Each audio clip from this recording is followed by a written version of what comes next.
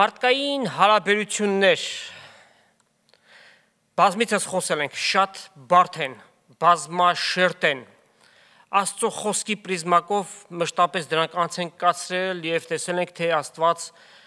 դրանց մասին ինչ կարծիք է մեզ տալիս, ինչ է պահանջում, այսօրվա նյութը նույնպես այդ շարքից է և այն քննելու առիթ տվեց Առաջին լրատվականով հեռարձակված մի հաղորդում,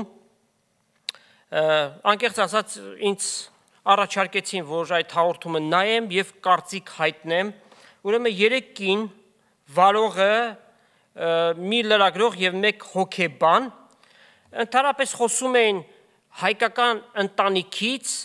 տղամարդ կին հարաբերությունից եւ բավականին էլ խորացան անգամ միջև սեռական հարաբերությունների հասան։ Ուրեմն սկզբից ներկայացվեց հայկական նահապետական ընտանիքը իր իրողություններով, ինչպես որ կա, եւ այն փորձեցին հակադրել 21-րդ դարի ազատ մտածողությանը։ Իրենց համար հաղորդման համար նյութ էր ծառայել Հայաստանի ամբողջ տարածքում կատարված հարցախույզը, ապրոս կամ անգլերենով survey, եւ այդ արդյունքները նրանց ցնցել էր։ Ուրեմն 1500 հոգու Հայաստանի ամբողջ տարածքում, տարբեր մարզերում մարդկանց հարցումներ են հղել եւ հետեւյալ պատկերն են ստացել, որ միայն 14%-ն են արտահայտվել, որ կողմ են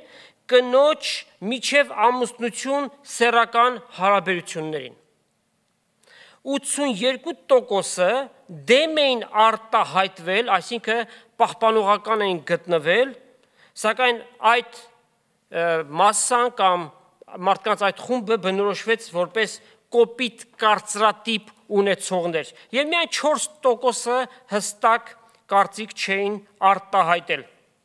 Ներկայացվեց, որ կնոջ սեռական ազատությունը վախի մեջ են պահում եւ նահապետական կնոջ վիճակը ներկայացրեցին հետեւյալ կերպ, որ շատերը ձգտում են, որ այս կարգի հարց ունենան, հարմարվող, չպահանջող, չդժգոհող, լուր, հնազանդ, շատ երեխաներ ունեցող, կարծիք չունեցող կամ եթե ունի համարձակություն չունենա կարծիքը արտահայտելու այս կարգի ոմանք շատ ավելի առաջ են գնացել, ճիշտ է, նրանք այս բանը չասեցին, բայց հասնում են մինչև այնտեղ, որ ջուրը պիտի բերի, սկեսրոջ ոտքերը պիտի լվանա, շատ ու շատ բաներ։ Այսինքն հարսին որպես ապրանք են տուն տարել, այս ամենը քննադատաբար ներկայացվեց եւ մենք այս կարծիքի հետ համաձայն ենք լիովին, կինը իր մարդկային ինքնությունը կորցնում է։ Սրան գումարած ներկայացվեց, որ հաճախ ամուսինը դավաճանում է կնոջը, շնություն է անում, որ դատապարտելի արարք է, այս հարցում էլ նրանց հետ լիովին մենք համաձայն ենք։ Իսկ այդ ամուսինները, որ իրենց կանանց դավաճանում են, հետո ընկերական շրջապատում իրենց գլուխն են, չէ՞ գովում։ Իրենց տղամարդ լինելու կայացածության չափանիշը դա է, որ կնոջը ինքը դավաճանեց, ուրեմն տղամարդ տղա է ինքը։ Որքան ընտանիքներ են քայքայվել ընտանեկան անհավատարմության պատճառով։ Կնոջը երեխաներին թողում են, գնում են ուրիշ մեկի հետ են ապրում։ Որքան այդպիսի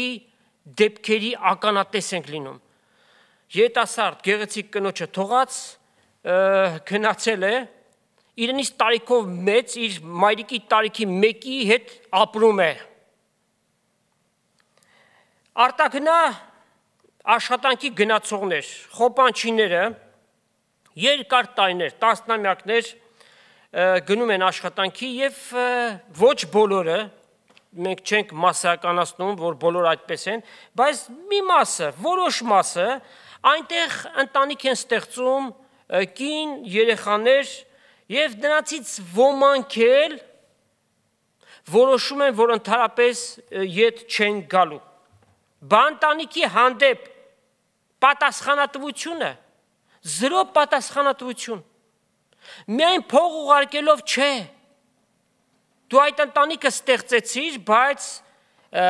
որպես ամուսին չեղար, որպես այդ ընտանիքում երեխաների համար հայր չեղար։ Դատապարտելի երևույթներ են, ընտանիք կործանող երևույթներ են եւ ոչ մի արդարացում այս ամենին։ Ապա խոսակցության նյութը դարձավ կանանց անձնական, սեռական կյանքի ազատությունները։ Եթե տղամարդը իրեն թույլ է տալիս, շնություն անելու, ապա որտեղ է կնոջ իրավունքը բարձրացվեց այս հարցը։ Եթե շնություն անող ամուսնուն ներում են, ապա ինչու չեն ներում կնոջը։ Եվ լուծումը որն է։ Պետք է նահապետական եւ ինչպես բնութագրվեց միջնադարյան մտածողությանը վերջ տալ։ 21-րդ դարում ենք ապրում եւ ասեցին, որ կինը պետք է ապրի ինչպես ինքն է գտնում ճիշտ։ Եվ զարմացած են, այսինչ անհասկանալի սահմանափակումներ են, որ կինը առանց ամուսնության չի կարող տղամարդու հետ ապրել։ Մի հատ հարց տաս այդ նստածներին, ովքեր որ մեկնաբանում են։ Դուք ձեր աղջկան այդպիսի խորհուրդ կտաք, որ ամուսնությունից դուրս կամ ամուսնանալուց առաջ մի տղամարդու հետ գնա եւ ապրի։ Դուք կհանդուրժեք այդ բանը։ Եվ խոսքը ուղղված է որ տարիքի աղջիկներին կանանց, որ տարիքի։ Թերևս ձեզ լսում են նաև ոչ չափահասները, նրանք ովքեր ասենք 15-16 տարեկան են, բայց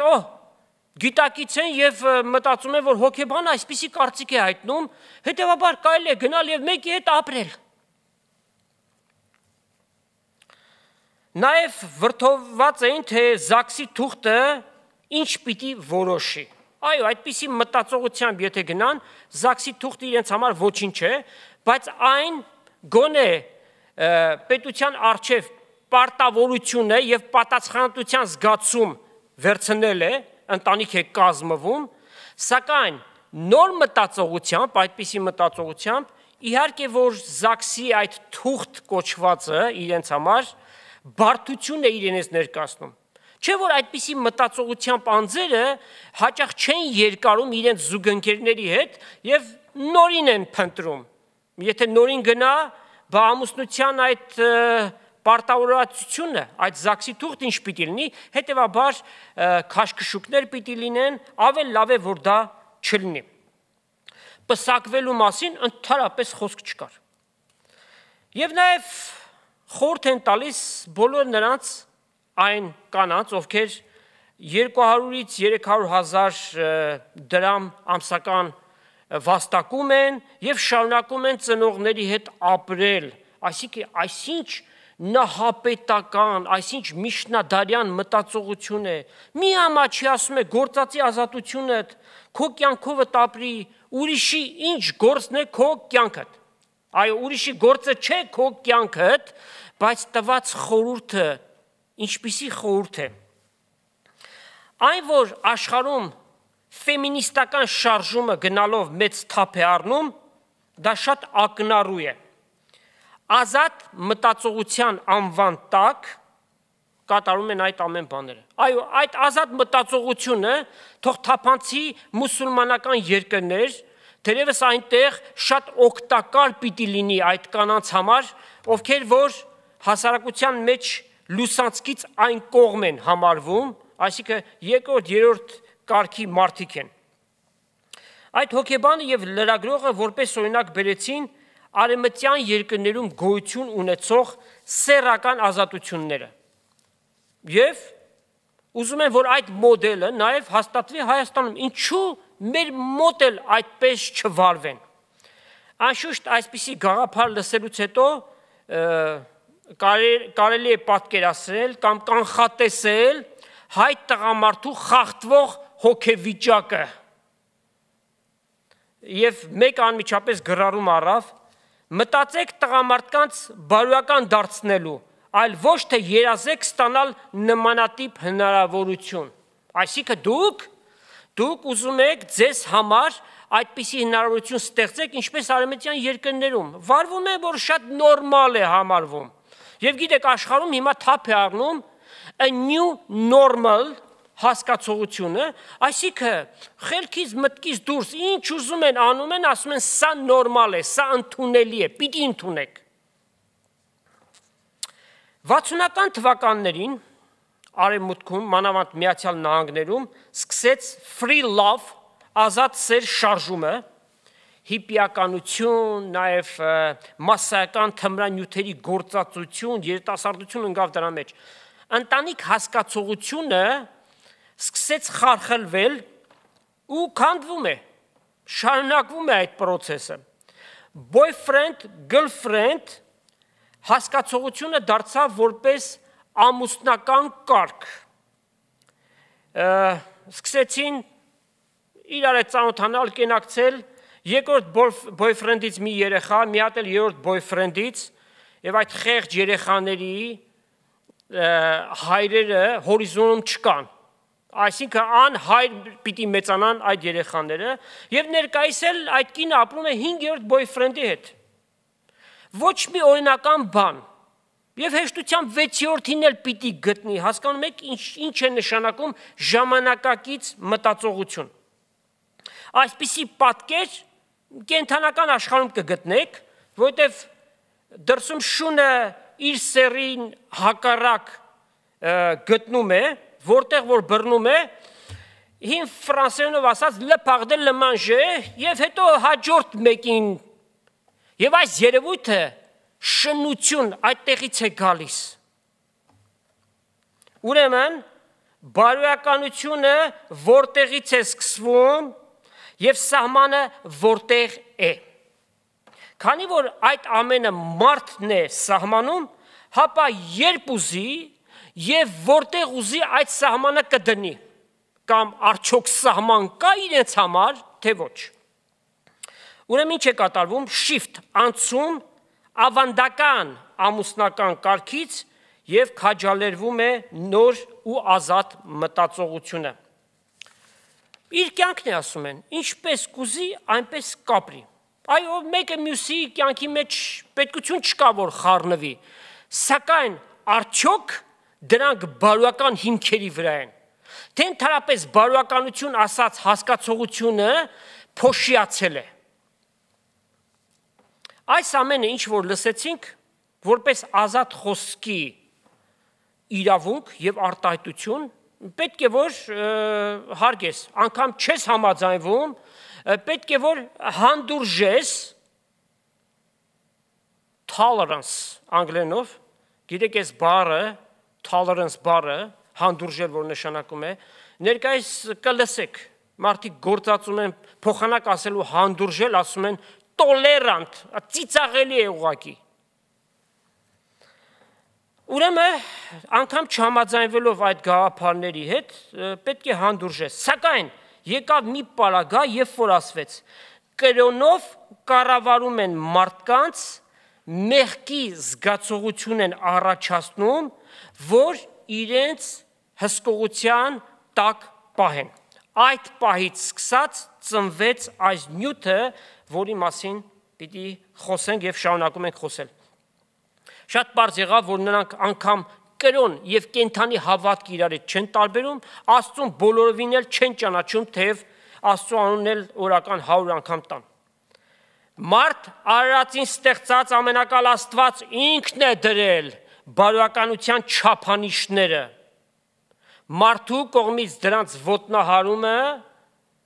համարվում է որպես մեղք բուն Աստծո դեմ կատարված։ Աստված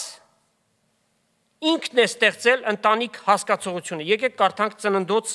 երկրորդ գլխից 20-ից 24 համարները 22-րդ մասից։ Ադամին հարմար օգնական չգտնվեց եւ Տեր Աստված խորունքում բերեց Ադամի վրա եւ նա քնեց,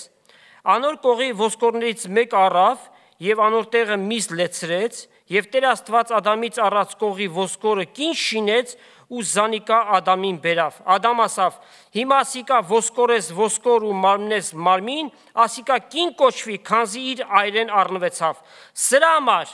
այրը պիտի թողնի իր հորն ու մորը եւ իր կնոջը պիտի հարի եւ մեկ մարմին պիտի լինեն։ Ասայլ սխալ ձևով մեկնաբանողներ կան, ասելով որ տեսեք Սուրբ Գիրքը զավակներին ծնողներից զատում է, ոչ բոլորովին այդպես չէ։ Այս կարդացածի նպատակը այն է, որ Աստված այս միջոցով նոր ընտանեկան միավոր է ստեղծում։ Եվ Աստծո տված պատվիրանը պատվի քո հորդ եւ մորդ խիստ հավասարակշիռ է այս կարդացածի հետ։ Ուրեմն հենց սկզբից Աստված ընտանիք հասկացողությունը ստեղծեց եւ այն դարձավ հասարակության հիմը։ Սակայն այդ ժամանակից ի վեր մինչև այսօր սատանայի թիրախը ընտանիքն է, որպեսզի այն քայքայելով քայքայի նաև հասարակությունը եւ իր ծրագիրը գործածելու համար սատանան ում պիտի գործածի անշուշտ որ մարդկանց Աստծո ստեղծած ընտանիքը այդ եւ կին մեկ մարմին հասկացողությամբ է։ Եկեք կարդանք Մատթեոսի ավետարանի 19-րդ գլուխ 4-ից 6 համարները։ Սա էլ նրանց ասավ. Չեք կարդացել թե նա որ սկզբից ստեղծեց արու եւ էգ ստեղծեց զանոք եւ ավելացրեց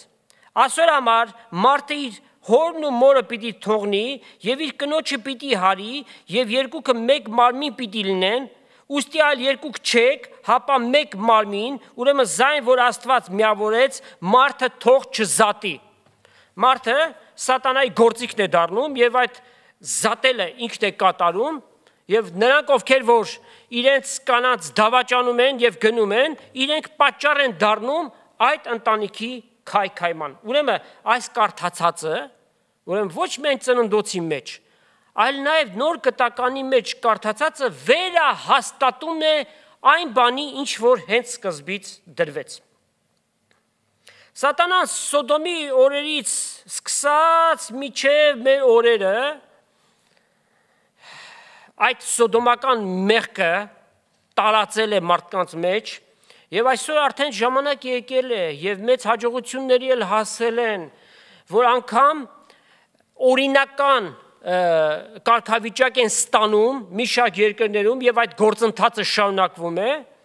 երկու տղամարդ համարվում են ամուսնական տարբերակ երկու կին ամուսնական տարբերակ միանգամից ասենք Աստծո կողմից սրանք անիծված են հապա ինչ կասեք որ մի շարք երկրներում իրավական հիմք են պահանջում ինչին մեկ տղամարդ երկու կին կամ երկու տղամարդ մեկ կին համադրությունը combination եւ մարդկանց մտքով ինչ որ անցնում է ուզում են որ իրականացվի a new normal նորմալ է ինչ կա որ իսկ ով է ասել որ մեկ տղամարդ եւ մեկ կին մարդ արարածը որ Աստծուն չի ճանաչում պարզ է որ ինչ որ իր սիրտը ուզում է այդպես էլ շարժվում է մարդուն ճանաչողությունը միայն սուրբ գրքով չէ ինչպես բարձր պաշտոնյաներ կան որ ելնում ասում են որ իրենք այս կամ այն գրողի պատմության հերոսներին ավելի շատ են հավատում քան սուրբ գրքին անեծքի տակ եք դուք անեծքի տակ եք եւ Աստված ասում է ով անմիտ արարած գլուխդ վեր բարձրացրու եւ զննի երկինքը ուտես այս ամենը ով ստեղծեց այնինչ որ ստեղծված է դրա հետևում ստեղծիչ կա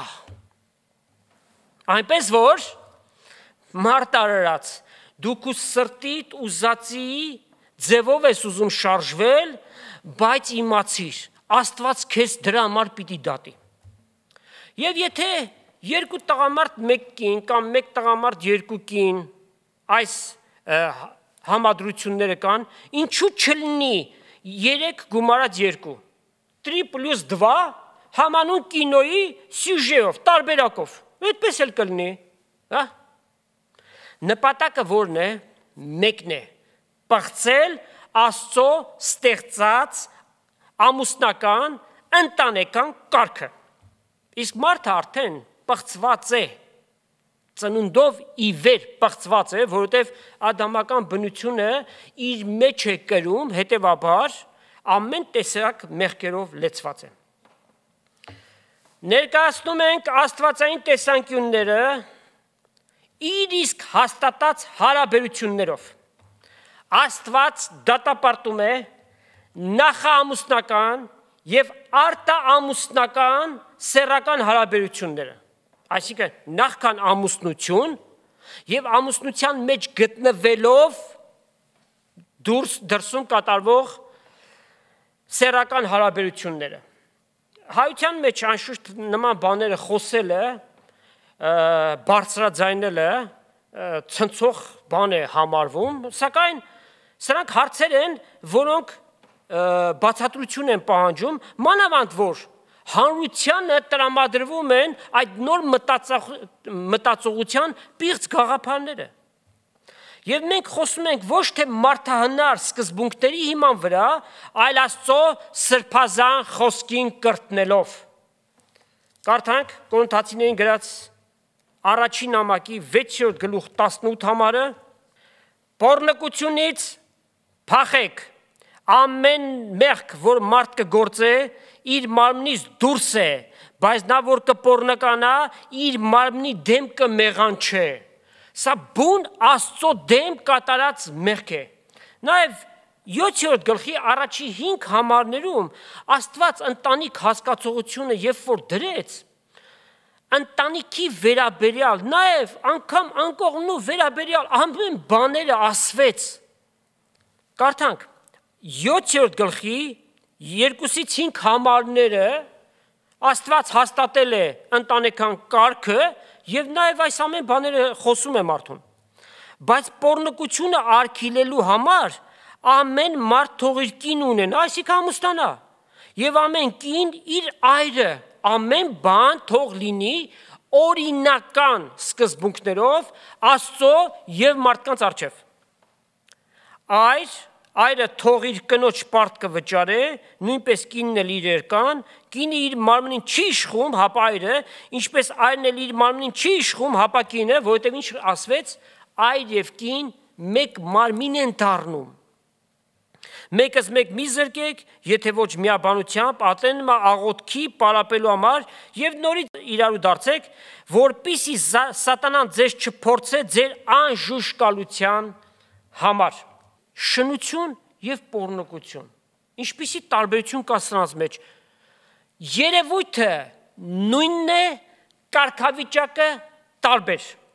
Շնություն եւ ամուսնացած մեկը անորեն սեռական կապի մեջ է մտնում։ Պոռնկություն եւ չամուսնացածը դա լինի այր կամ կին սեռական հարաբերության մեջ է մտնում։ Ամուսնական կապից դուրս ամեն սեռական հարաբերություն Աստված բնորոշում հետևյալ կերպ, այդ բառը մենք վերցանած ենք ձեզ ներկայացնում։ Բարոյական օրենքներից զուրկ եւ դատապարտելի։ Աստծո խոսքով տեղեկանում ենք, որ հին ուխտի մեջ օրենքը որ տրվեց շատ խիստ էր տրված։ Ահա տեսեք, ինչ կարող էր մարդու հետ կատարվել, եթե ինքը, արդյոք Ղևտացիներին գրած Ղևտացիների թղթի մեջ 20-րդ գլուխ եւ 10 համարը եւ ով որ ուրիշ մարդումը կնոջ հետ շնություն անե կամ իր դրացի կնոջ հետ շնություն անե անշուշտ պետք է մերձվի շնություն անողն էլ շնացյալն էլ պետք է մերձվին այս կարգի խիստ էր դրված այսինքն չափանիշ էր որ մարդիկ վախ ունենային եւ այդպիսի քայլի չգնային երկնային օրենսդիրը օրենքները նաեւ ծառայեցին տարբեր երկրների օրենսդրություն լինելու համար թեև վերջին ժամանակաշրջանում այդ օրենքները այնքան են փոխվել որ աստվածային օրենքները դարձել են հակաաստվածային եւ տեսեք Աստված ինչ է ասում Եփեսացիներին գրած նամակում Պողոս առաքյալը այսպես է գրում 5-րդ գլուխ 3-րդ համար բայց պոռնկությունը եւ ամեն կերպ պղծություն կամ ագահության անունը անգամ պետք չէ հիշվի ձեր մեջ ինչպես կվայելե սուրբերին այսինքն առանձնացածներին նրանք ովքեր որ Տիրոջն ունեք է եւ 5 համարը քանզի գիտենք թե ամեն պոռնիկ կամ պիղծ կամ ագահ որ կռապաշտե Քրիստոսի եւ Աստծո թագավորության մեջ ժառանգություն չունի այսինքն եթե այս կերպով ինքը շարժում է, իր կենցաղն է սա դարձած եւ շարունակում է այդպես գնալ, նա Աստծո թագավորություն չի մտնելու, սակայն կա մի ուրիշ տեղ, որ այնտեղ է գնալու եւ սա սարսափելի մի տեղ է, դա դժոխքն է, մի տեղ, որ որևէ մեկը չի ուզենա գնա, այնտեղ կրակ կա, որ երբեք չի մարում եւ ցավը չի դադարում, հավիտյանս հավիտենից տանջանք կա։ Այս ճշմարտությունները, երբ որ խոսում ենք, ոմանք իրենց փայփայած մեղքը պաշտպանելու, ծածկելու համար, իրենց մոտ անմիջապես առաջանում է պաշտպանողական ռեակցիա։ Եվ այդ ռեակցիան հետևյալն է, լավ սովորել են այս բառը, անմիջապես, մի դատիր, որ չդատվես։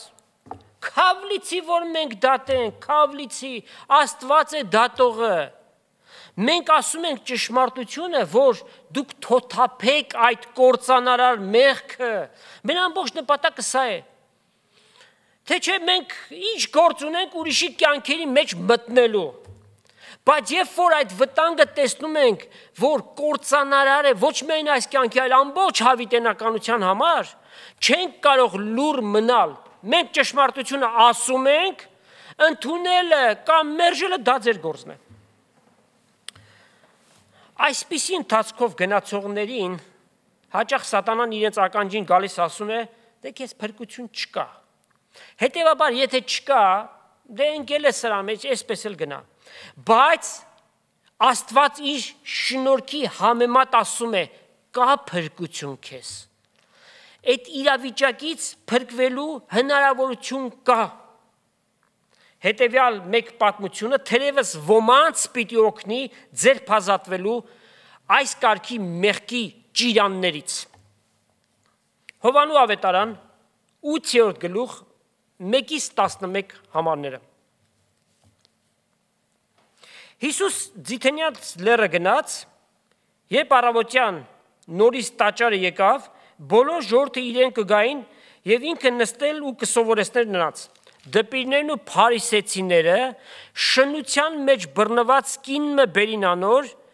եւ զանիկա մեջտեղը կայնեցնելով ըսին իրեն. «Վարդապետ, այս կինը շնության մեղ գործած ատենը բռնվեցավ։ Մովսեսի օրենքի մեջ մեզ պատվիրեց այսպիսիներին քարկոծել։ Հիմա դու ինչ ես ասում ասոր համար»։ Իրենք շատ լավ իրենց դատերը տեսնում էին, սակայն այս պարագային եկան, որ Հիսուսին փորձեն եւ սպասում են, եթե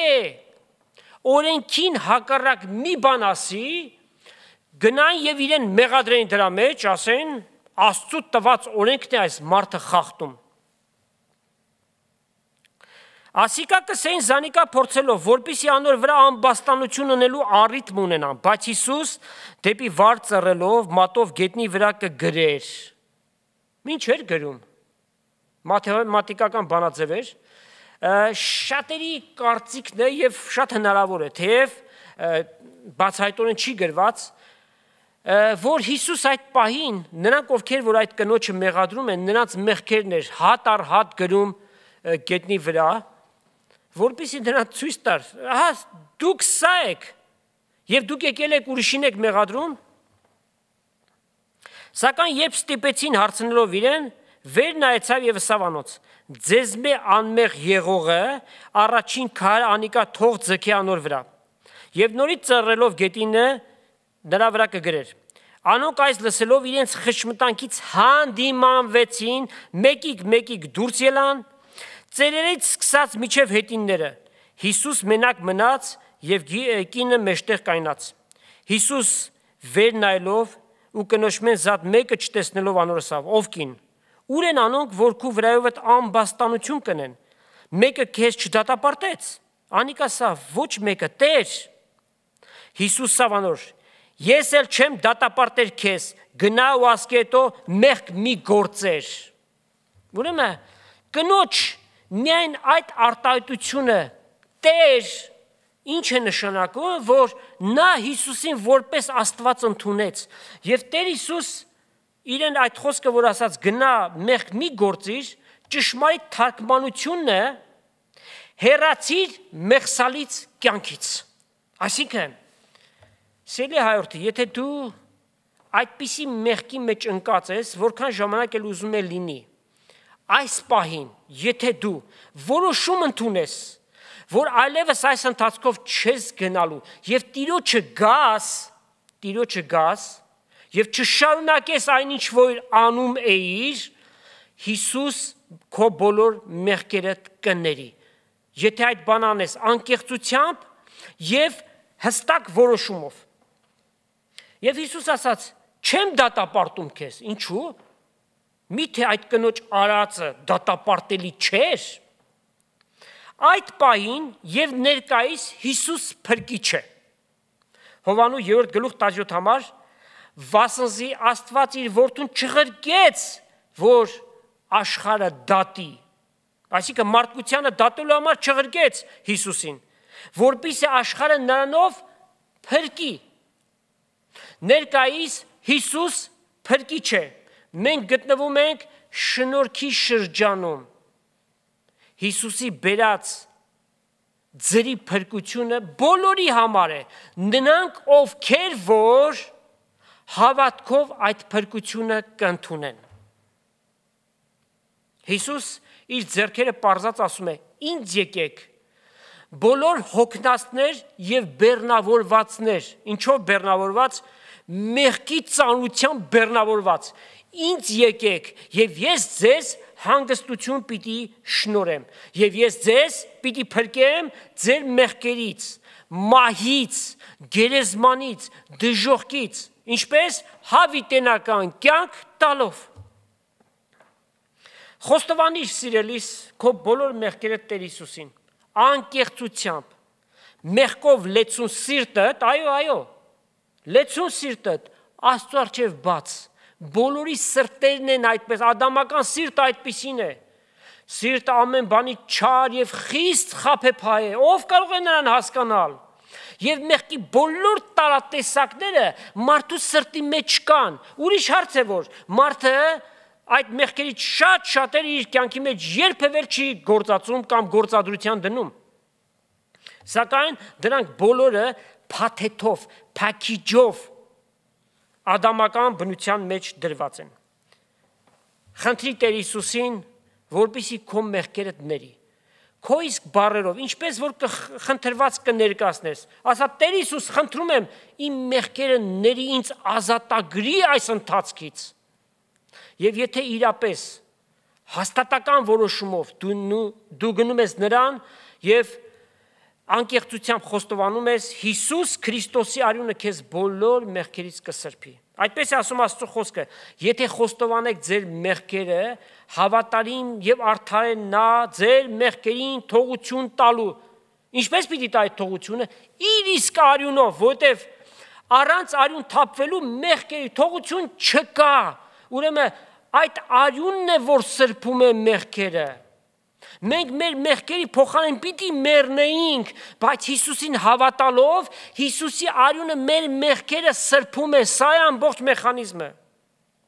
Ուրեմն ձեր մեղքերին թողություն պիտի տա եւ ամեն անօրությունից կարող է քեզ սրբել։ Մաքրել, անցյալդ կջնջի Հիսուս, եթե իրեն գաս, հաստատ որոշումով, որ իր հետ պիտի քայլես միջև հավիտենականություն։ Իսկ եթե մերժում ես, այս կյանքից հետո Հիսուս քո դատավորդ պիտի լինի։ Հիմա փրկիչ է, բայց հետո նրա առջև պիտի կանգնես որպես դատավորի։ Կարդանք Հովանու 5-րդ գլուխ 22-23 համարները։ Քանզի հայրը մեկին չի դատում, հապա ամեն դատաստան որդուն տվեց, որպեսզի ամենքը պատվեն որդուն, ինչպես հայրը կպատվե։ Նա որ որդուն չի պատվում, զանիկա ղրկող հորն էլ չի պատվում։ Քանի որ Հիսուս հոժարեց այդ բոլոր չարչարանքները, նախատինքները կրել եւ անակ մավան խաչը հանձն առնել, դրա համար դատաստան անելու իշխանություն էլ նրան տրվեց։ Եվ նաև 5-րդ գլխի 27 համարը, Հովանու 5-րդ գլուխ 27 համար, եւ դատաստան անելու իշխանություն տվավ անոր, քանզի անիկա որդին մարդո է։ Վստահաբար մարդիկ կգտնվեն, որ կասեն, այս նյութը պոռնկացողների, շնացողների մասին է, նրանց է վերաբերվում։ Մեզ ինչ։ Աստված ձեզ ասելիք ունի, ուշադրությամբ լսեք։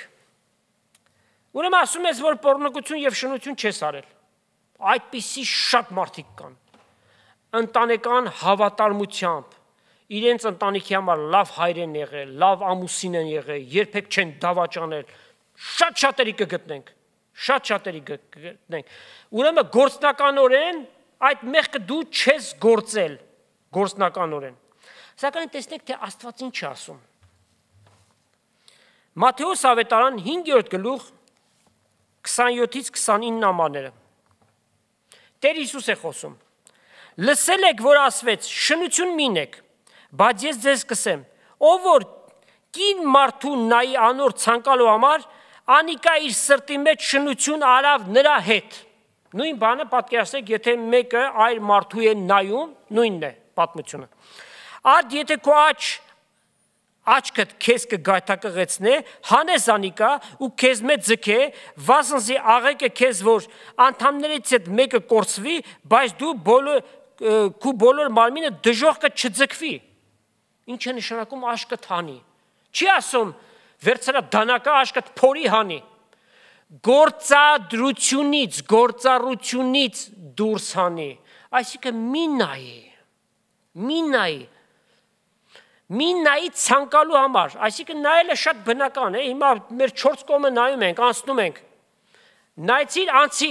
մի խորացի, որ սատանան քո մտքիդ մեջ ուրիշ բաներ չբերի։ Եթե այդ ձեռքդ կգայթակղեցնե, կտրես անիկա եւ քեզանից հետ գցե վասնզի աղեկը քեզ որ անդամներից հետ մեկը կորցվի եւ քո բոլոր մարմինը դժոխքը չձգվի, այսինքն ձեռքդ եթե գողություն էր անում, գործառությունից հանի, այլևս մի արա այդ բանը։ Տեր Հիսուսի ասածը հետեւյալն է, որ եթե անգամ գործնականորեն դու չես դավաճանել քո կողակցիդ, սակայն քո սրտիդ մեջ ցանկացել ես մեկին նայելով, արդեն դու մեղք գործեցիր։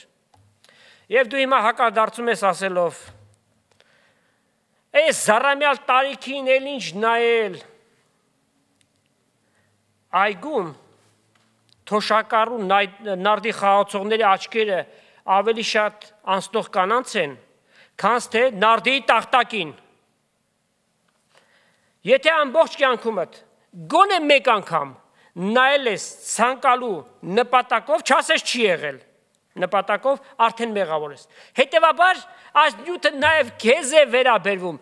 մեկ անգամ մեղ գործեցիր, մեղավոր ես համարվում, դու էլ ապաշխարության պետքություն ունես։ Դու էլ պետքություն ունես, որ Հիսուսին գնաս եւ ասես, խնդրում եմ, ների բոլոր մեղքերս եւ հանցանքներս։ Եվ Տեր Հիսուս ոչ միայն այդ կարգի մեղքը, այլ բոլոր տեսակի մեղքերը կսրբի։ Նրա արյունը կենդանի է, նրա արյունը կարող է բոլոր մեղքերը սրբելու։ Հռոմեացիս 6-րդ գլուխ 23 համար։ Մեղքի վարձքը մահ է, այսինքն մեղքի հետևանքը մահն է։ Եվ ոչ միայն մարմնով մեռնելն է, հավանաբար շատերը կասեն, այսպես թե այնպես պիտի մեռնենք էլի։ Սակայն Աստված խոսում է շատ ավելի ահավոր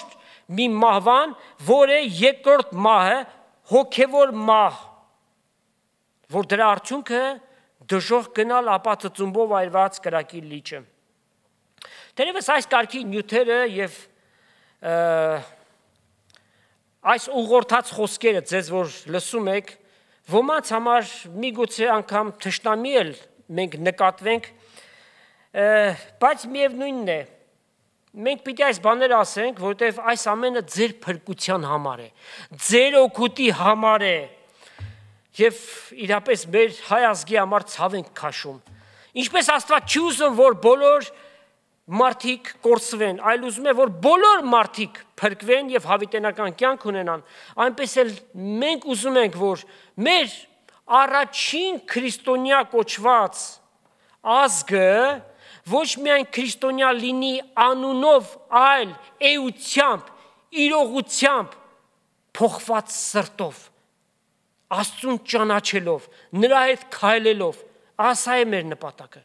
Մենք ուրիշ շահ չունենք, այլ միայն ձեր փրկությունը։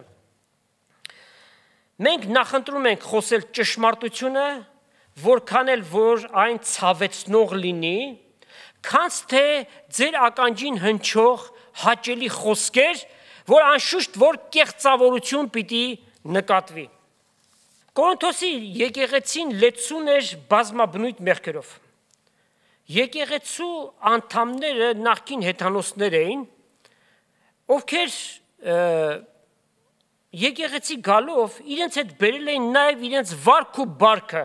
հեթանոսական ամեն տեսակի պղծություններ, եւ Պողոս առաքյալը խիստ հանդիմանությամբ նրանց գրում է հետեւյալը։ Կորինթացիներին գրած առաջին նամակի 5-րդ գլուխ առաջի 7 համարները։ Առհասարակ կլսվի, թե ձեր մեջ պոռնկություն կա եւ այնպիսի պոռնկություն, որ հեթանոսների մեջ էլ չկա, որպես թե մեկը իր խորտ մորը ունենա, սարսափելի բան է սա։ Ու դուք հպարտացել եք, փոխանակ սուքնելու, որ ձեր միջից այս բանը վերցվի։ Վասզի թեպետ ես մանով հեռու եմ, բայց հոգիով ներկա եմ։ Ուստի հիմա որպես թե ներկա լինելով, որոշեցի, որ այս բան ընողը եւ մեր Տեր Հիսուս Քրիստոսի անունով մեկտեղ հավաքվիք դուք, եւ իմ հոգիս մեր Տեր Հիսուս Քրիստոսի զորությունով այնպիսին սատանային մատնեք մարմնի կորսվելու համար, որպեսի հոգին փրկվի, երբ Տեր Հիսուս գա այդ օրը։ Արդ ձեր պարծենալ աղեք չէ։ Չեք գիտեր, թե քիչ մը խմորը բոլոր զանգվածը կխմորե։ Հեռացրեք հին խմորը, ձեզնից մեկդի արեք, որպեսզի լինեք նոր զանգված առանց թթխմորի, վասնզի Քրիստոս մեր զատիկը մեզ համար զոհվեց։ Այսինքն այս կարգի մեղք կար այդ եկեղեցում եւ նրանք պարծենում էին։ Հեթանոսությունից իրենց հետ բերել էին, նույն կյանքը շարունակում էին եւ ասում է քիչ մը խմորը, այսինքն մի փոքր մեղքը կարող է վարակիչ լինել շատերի համար, ամբողջ զանգվածը կարող է խմորել։ Որքան ցավալի է լսել, որև անուն չենք տալիս, որ օրինակ ասում են, այդ եկեղեցում ամուսնությունից դուրս զույգեր կան, որ իրար հետ ապրում են եւ եկեղեցու հովիվները այդ մասին գիտեն, այո, հովիվները, ասենք մեկը որպես գեներալի կարգավիճակ, մյուսը շարքային հովիվներ, իմանալով հանդերձ այդ ամենը, որևէ միջոցներ չեն ձեռնարկում, անգամ չեն էլ ակնարկում նման մի բաները, այսինքն պահված թող մնա, որ չլինի թե այդ մարդիկ ելնեն գնան, մարդաքանակ ու դրամաքանակը պակսի։ Շատ ցավալի է, սակայն նման երևույթները պարզ անկեղծ հավատացյալների համար գայթակղություն են դառնում եւ քիչ մը խմորը կարող է ամբողջ զանգվածին հասնել, եթե այդ բանը հայտնի է եւ ոմանք գիտեն ու տեսնում են, որ խոսող չկա, նրանք էլ նույն բաները կարող են անել։ Չէ որ հավատացյալը սրբության է կանչված, միթե պղծությանը պիտի հանդուրժենք, իհարկե որ ոչ։ Ուրեմն անողոք պայքար մեղքի դեմ։ Իրականությունից չենք կարող փախչել, չամուսնացած երիտասարդներ ունենք, եկեղեցում եւ շատ եկեղեցիներում կան։ Մեր քննարկած նյութն էլ սեռական հարաբերություններ, բարոյականության սահմանագիծը, ինչպես վարվեն այս երիտասարդները, արդեն բավական տարիք ունեն։ Մենք գիտենք դա ինչ պահանջներ է որ կա։ Բարձ ասենք, աշկը տեսնում է, սիրտը ուզում է, ինչ անի։ Ինչ անի։ Աստված հետևյալն է ասում, որ նախ պետք է գիտակցել, որ ամուսնությունից դուրս կամ նախաամուսնական ցանկացած հարաբերություն մեղք է եւ մեղք է բուն Աստծո դեմ։ Կարդանք Կորինթացիս 6-րդ գլուխ 18-ից 20 համարները։ Պոռնկությունից փախեք, թեև այս համարը մեկ անգամ էլ կարդացինք, սակայն որպեսզի շարունակությունը ամբողջական իմաստ կազմի, ամեն մեղք, որ մարդ կգործե, իր մարմնից դուրս է, բայց նա, որ կպոռնկանա, իր մարմնի դեմ կմեղան չէ, շատ ավելի սարսափելի մեղք է սա, չգիտեք, թե ձեր մարմինները տաճար են Սուրբ Հոգու, որ ձեր մեջն է, որ Աստծուց եք առել, ու դուք ձեր անձի տերը չեք, դուք գնով ծախու առնվեցիք, ուստի փառավորեցեք Աստված ձեր մարմինների և հոգիների մեջ, որոնք Աստծուն են պատկանում, հետևաբար սիրելի երիտասարդ գիտակցի, որ այդ մարմինը, որ դու ունես, տվել է Աստված, իրեն է պատկանում, դու այդ մարմինը չես կարող վերցնել և այն պոռնկության միջոց դարձնել, ուրեմն ինչ է պետք անել, այդ մեղքից փախչել, ինչպես փախչել, Սուրբ Հոգու պտուղը գործադրել, այն 9 բաղադրիչներ ունի, որոնցից մեկն էլ ժուժկալությունն է, ինքնազսպում, self-control, և Սուրբ գրքում մի հրաշալի օրինակ ունենք, մի երիտասարդի, որ ծայրահեղ վիճակում ինչպիսի որոշում ընդունեց, և այն ինչ որ գրվեց, մեր սովորելու համար է գրված, որպեսզի դրանք որպես օրինակ վերցնենք, ու ինչի համար ենք ուսումնասիրում Սուրբ Գիրքը, ինչու են տրված այսքան պատվիրանները, որպեսզի սովորենք և գործադրության դնենք։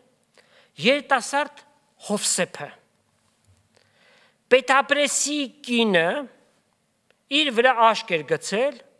և իրավիճակներ ստեղծեց, որ այդ երիտասարդին մեղքի մեջ գցի։ Եվ այդ երիտասարդը շատ լավ գիտակցում էր, որ մերժելու դեպքում իրեն ինչպիսի ահավոր հետևանքներ է սպասվում, մինչև անգամ կարող են իրեն սպանել, որովհետև այդ կինը Պետապրեսի կինն է։ Սակայն Հովսեփը անգամ իր հանդերձը թողեց ու փախավ և ասաց հետևյալը. իմ Աստծո առջև ինչպես ես այդ մեղքը գործեմ։ Ուրեմն սիրելի հայրդի, սիրելի երիտասարդ, միշտ մտքիդ մեջ թող Հովսեփի օրինակը լինի։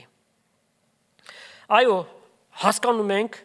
արդի դարում երիտասարդության համար շատ մեծ մարտահրավեր կա, այո, այդ ազատ մտածողությունը, որ այլևս բարոյական չափանիշները խարխլված են,